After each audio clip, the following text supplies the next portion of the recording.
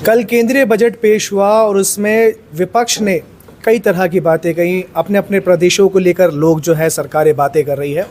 दिल्ली की अगर हम ख़ास तौर पर बात करें तो दिल्ली की मंत्री आतिशी मारलेना ने कहा है कि दिल्ली के साथ सौतेला बर्ताव किया गया है और दिल्ली के लिए बजट में कुछ नहीं है। लेकिन क्या वाकई दिल्ली के लिए बजट में कुछ नहीं है? इस पर ज़्यादा जानकारी के लिए हम बात करेंगे चांदनी चौक से लोकसभा सांसद प्रवीण खंडेलवाल से। सर, सांसद बनने से पहले आप एक व्यापारी भी थे। सबसे पहले दिल्ली के व्यापारियों की बात कर लेते हैं। क्या व्यापारियों के लिए वाकई इस बजट में कुछ नहीं है या महज भ्रम फैलाया जा रहा है मंत्री जी की तरफ से? देखिए, पहली बार ऐसा हुआ कि किसी केंद्रीय बजट में एमएसएमई सेक्टर को फोकस करके बजट बनाया गया। जी। 4 बेसिक फंडामेंटल बजट के हैं, उसमें एमएसएमई एक बेसिक फंडामेंटल है। तो जितनी घोषणाएं एमएसएमई सेक्टर के लिए की गई वो सारी की सारी घोषणाएं व्यापारियों पर लागू होती, क्योंकि व्यापारी एमएसएमई सेक्टर का ही एक हिस्सा है।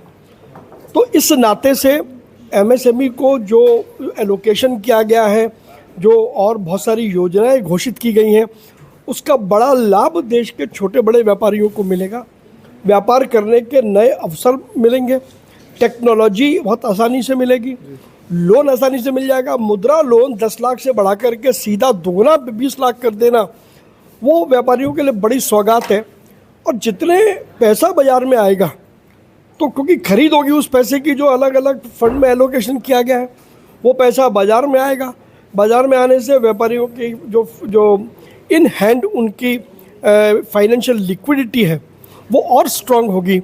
तो अगर मैं ये कहूँ कि इस बजट से साफ दिखाई देता है कि सरकार की प्राथमिकता पर छोटे व्यापारी हैं, उनका व्यापार है, तो कोई अतिशयोक्ति नहीं होगी। सर, एक सवाल और जानना चाह रहा हूँ। कांग्रेस पार्टी इसको कह रही है कि ये कुर्सी बचाओ बजट है और इसके अलावा भारतीय जनता पार्टी ने इस बजट को उनके न्याय पत्र से कॉपी किया है और कॉपी भी गलत किया है। यानी उनका कहना था कि नकल में अकल चाहिए, वो भी इस्तेमाल नहीं की गई।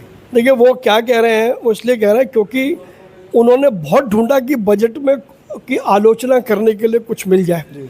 अगर वो ये कहते कि डेवलपमेंट पर इतना पैसा नहीं, इतना पैसा खर्च होना चाहिए, इस एरिया का डेवलपमेंट नहीं, इस एरिया का डेवलपमेंट हो, तो हम समझते हैं कि उन्होंने बजट पढ़ा होगा।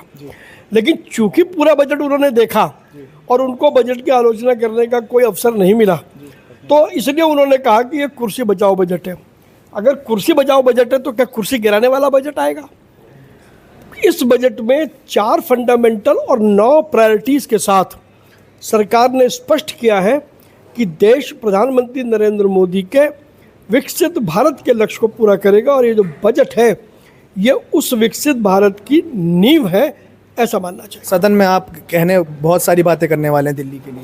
निश्चित रूप से जब मेरा नंबर आएगा तो मैं बजट पर चर्चा में भाग भी लूँगा और बहुत सारे विषय हैं जो मुझे बजट पर मैं चर्चा करूँगा। शुक्रिया हमसे बात करने के लिए। तो ये थे लोकसभा सांसद चांदनी चौक से प्रवीण खंडेलवाल। बजट को लेकर अपनी बात कही और दिल्ली में जिस तरीके से मंत्री आतिशी ने जो बातें कही हैं उसका खंडन भी किया है।